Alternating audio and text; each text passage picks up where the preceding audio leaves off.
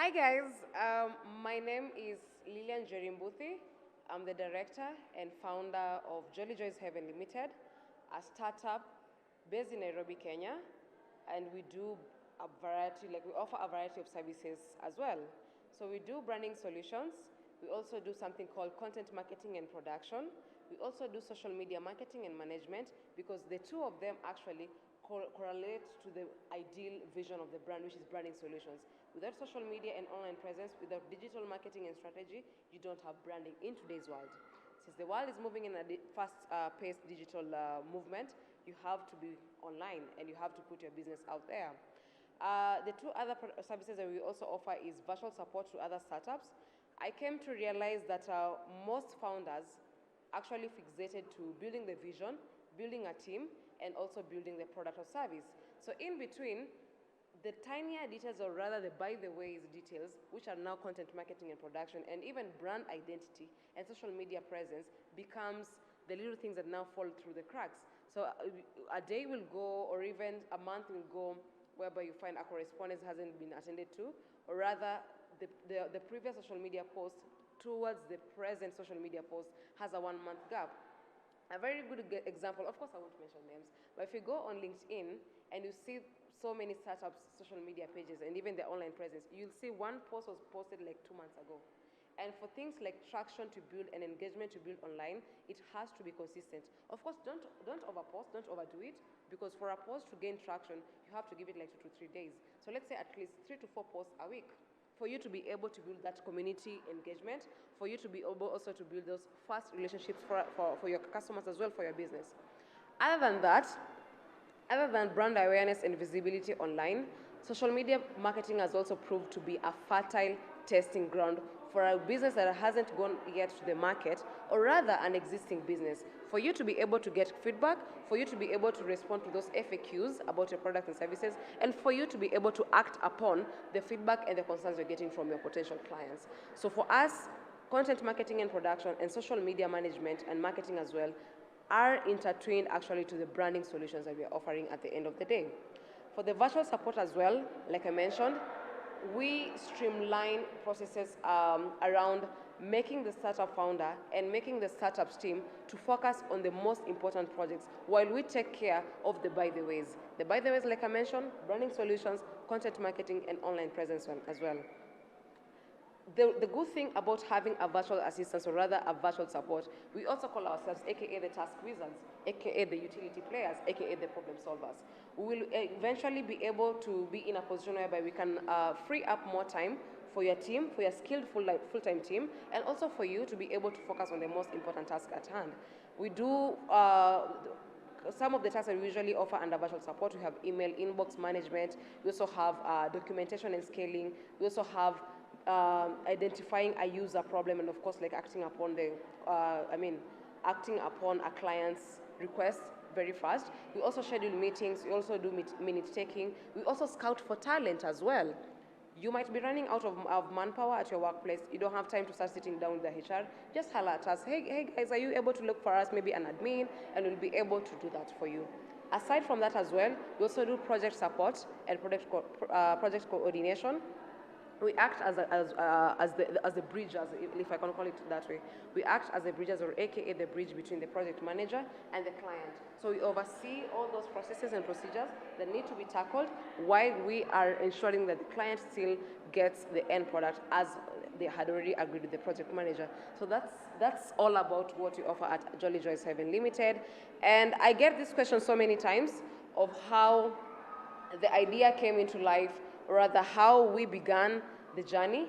It started off in a very funny, by the way, again, mode. I was a project manager at Africa is Trucking Limited. I've just seen they're one of our partners for the event. And I remember I was among the last people to leave the office at around 8 p.m. So how I become productive, or rather how my mind runs on ideas and concepts, steroids, aka steroids, is when I'm in a space where I'm all alone and there's darkness. You'd ask yourself, why darkness? For me, darkness, it's not like, darkness is actually metaphorical for me, because I had to switch off the lights in the office and I just had my laptop light to be able to focus. Like in moments that I always often find myself, that is how I create magic at the end of the day. I was sitting on my laptop, it was around 8 p.m. I couldn't stop myself from thinking about it. Like I had this idea in my head and it was just running and running and running. I remember coming home and even telling Shara, my sister who is here, and even my family, I just kept on telling them, I have this idea and I can't get it off my head. I can't even find sleep. I remember I wanted to launch it on the April 22nd, 2020, during my sister's birthday, during my sister's 18th birthday, if I'm not wrong. But my mind was in a race, literally. My whole spirit couldn't like even allow me to wait up until April. So I decided to start it on November 25th, 2019. I remember just starting out a social media page, blah, blah, blah, posting pics, etc., working on the bio, and that was it. A colleague of mine as well from Africa is Trucking Limited, she was also, I think she was the head of growth and marketing, something of the sort. She found me in the office and she was like, hey Lillian, why haven't you gone home? I'm like, I'm here, I'm working on an idea and I can't get it off my mind. She was like, what are you planning to do, branding? Are you able to customize this t-shirt for me? Are you able to customize this t-shirt for me? And funny thing, like that's how I was able to have my first client. I remember I made an artwork written feminist on a black t-shirt for her. And that is how I got my first client. And I remember by the time we were breaking for the holidays, for the December holidays, around December 18, I had sold 100 t-shirts just within the office. Because AT is really a big organization, and the main headquarters is in the Nairobi office. So the entire building was hosting like over 100 employees. And I sold over 100 t-shirts within a short period of time, even before I clocked 1 month into business. So there and then I started finding, or rather seeing the potential in my Kabai the way as an idea. So that is how I began from t-shirts. I remember our first name for the brand was Jolly Joy's t-shirts. I was just known for t-shirts, by the way. I even have the packaging bag somewhere, the Nanoven bag. It was in blue in color, Nime brand with just one color, which was white. So people knew me for t-shirts. So then I started upgrading to hoodies, caps, thermal mask for the corporate people, etc. diaries and all that. Little did I know that during COVID, that is when I would start getting another breakthrough again in my business. So there was something called Black Lives Matter happening in the US, and there was a summer bunny who had just come, and now COVID had already locked them in the country. But now, thank God for DHL, thank God for other worldwide shipment companies, I was able to send out close to 2,800 t-shirts for Black Lives Matter in Ohio and New York. So again, that was another milestone for my business for expansion and how I could now start leveraging on better ideas on how I could also tap into a global market. So that's how I continued during the business. 2020 went by, we came in 2021, I was busy with work, left, right, and center, I have so many projects for my 9 to 5, etc. Jolly Joy's actually was just like a side business. It was never my main hustle. Around August again last year, I had a mind block for close to 5 good months. So I was like, let me close business. I don't think I can do this anymore. I just think maybe I'm just wasting on my resources and all that. Close to 5 good months. So I went back into business late December last year, 2021, into now today, in 2022. I remembered my whys. I remembered why I'm doing this business. As much as, yes, it's another, it's another source of income for myself and all that. I remembered the vision was more bigger than myself. It was more bigger than the days that I wasn't feeling like doing the business. It was more bigger than I just have a mind block. My sister's memory really plays a huge role in everything I do. In everything I do, like she's my source of inspiration, she's my source of growth, she's my source of motivation in everything I do. And because of joy, that is when I was like, no, Lillian, now you have to go back to your senses. And here I am. I remember even during the break, I remember even I had already even deactivated my social media page for the business. And even during that break, I was getting some corporate companies looking for me. I remember 3 estate companies, and I still did deliver for the deliverables, but I wasn't really as effective as I was when I was online. But yeah, that's how like Jolly Joy's Heaven Limited came about. That is how we've been moving. This will be our 3rd year in business by November. And we're still pushing on through the hurdles, through the challenges. Of course, I found so many challenges in terms of digital marketing budgets here and there, because my dream and my vision is super, super big. God willing, if things goes well, I should be in Rwanda sometime in the first quarter of next year. I just want to see how viable that market is. The second quarter, I want to go South Africa. So I just want to see how capable and how widely ambitious I can be, even just like a target for myself, because I don't believe in any limits, to be honest. I really don't believe in any limits. And I remember speaking to the lady who was giving us some insights at the fireside chat. She was asking about us if startups are really keen on getting investors. I have a different understanding and perspective on that. I still believe funds are really important, and capital and all that for expansion especially. And for someone who's looking to growing into other African markets like me, I really believe in funding. But if there is one thing that I am willing to bet on, I'm willing to bet on still finding that solution, like creating that viable solution, because I know money will follow me eventually. Once like I have my passion in check, I have the solution in check, bringing in people will be not really easy per se, but it will be quite smooth. Because if there's one thing I also believe is, once you've proven yourself, once people have seen proof of concept, they will invest in you. In fact, they will line up, they will compete to invest in you. So that is what I believe as a startup. And it's my hope that I continue building other startups as well, continue providing solutions for other small businesses and other SMEs. And eventually we'll grow together. When we grow, other people also grow as well. So that was it from me. And our tagline is an African brand for all for a reason. In a world where we have this work culture and all that, discrimination, left, right, and center, racism and all that, we are a brand that believes in inclusivity and diversity in everything we do. It doesn't matter your sexual orientation, doesn't matter your skin, your color, your size, and all that. We are an African brand for all. Thank you. I think you're funny to say. I hope. Oh, questions? You really deserve a one.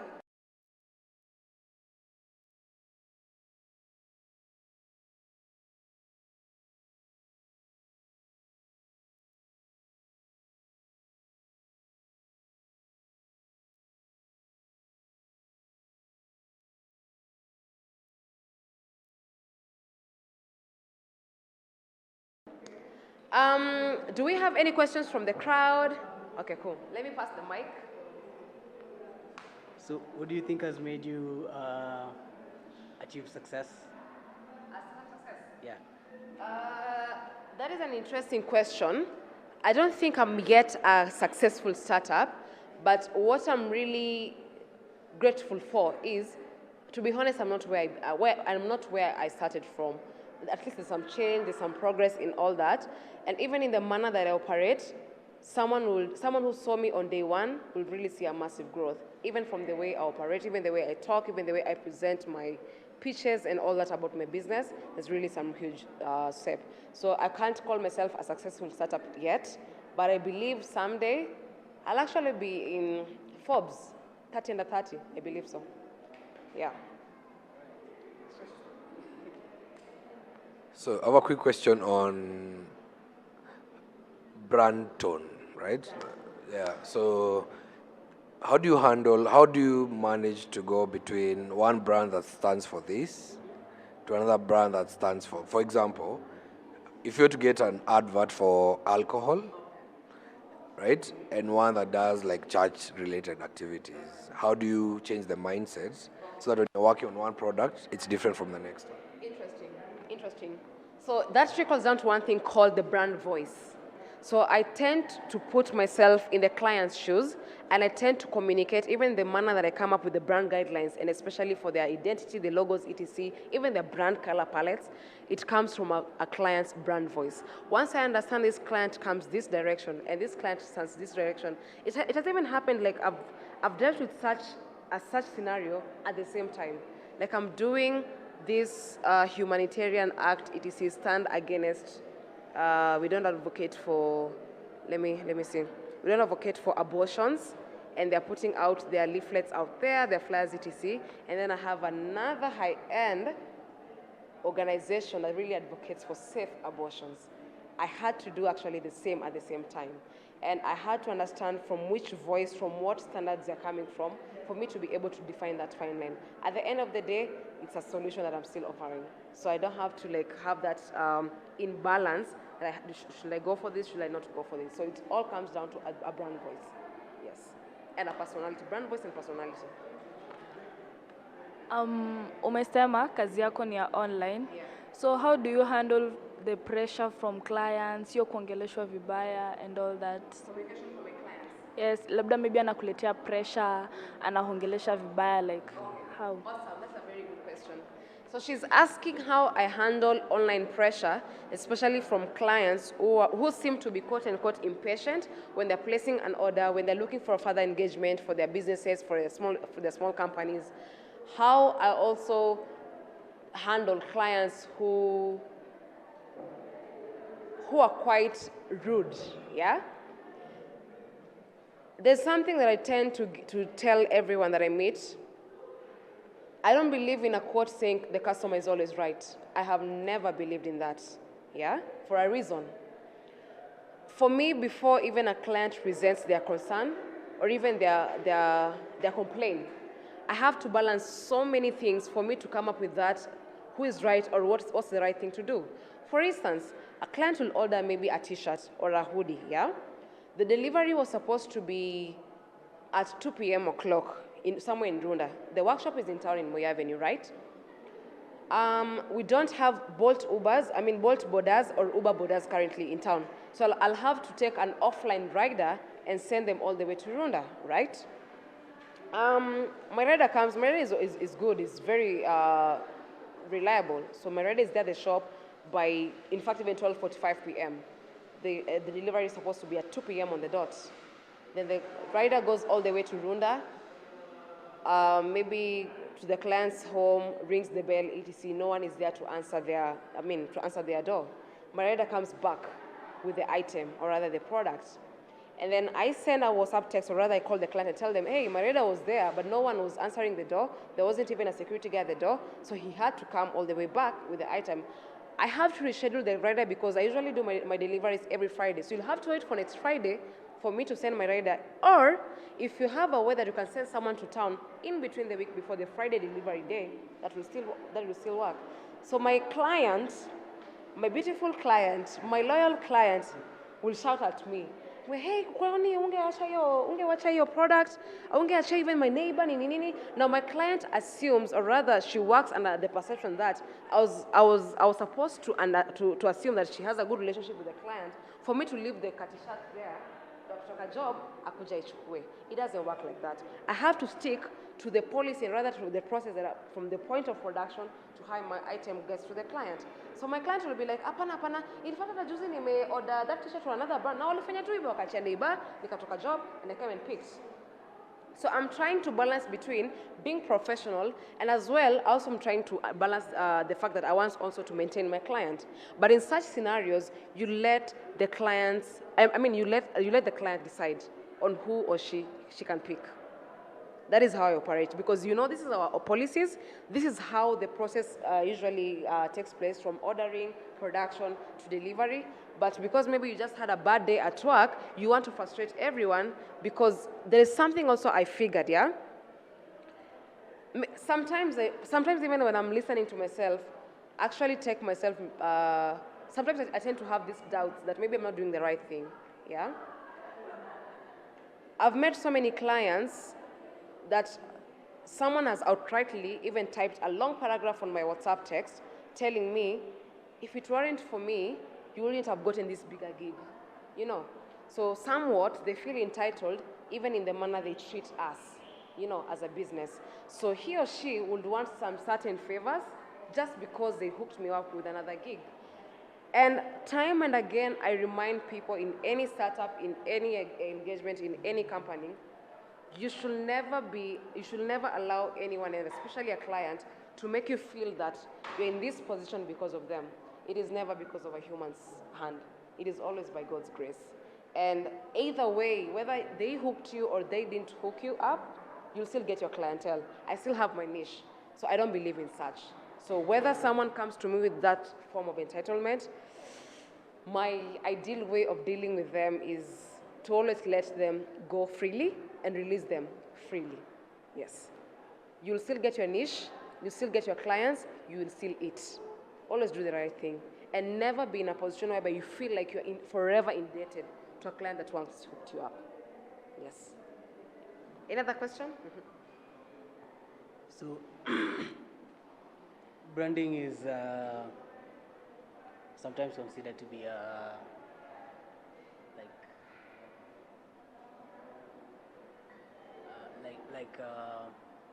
the services you offer aren't of value. Sometimes, you know, like let's say in design work, and you might encounter low price buyers. How do you handle that? How do I handle what? Low price buyers. Low price buyers. Yeah. Interesting. When you say low, he's actually asking how I handle low price buyers. Let's say a business is in its really, really early stages of building, yeah? And you guys really want that brand visibility and brand awareness. So what I'll do next is, of course, I'll give you our rate card. But then from our rate card, I'll ask you, the next question, rather, the next step is usually to ask you, from this budget, where are you able to reach, or where are you able to meet us?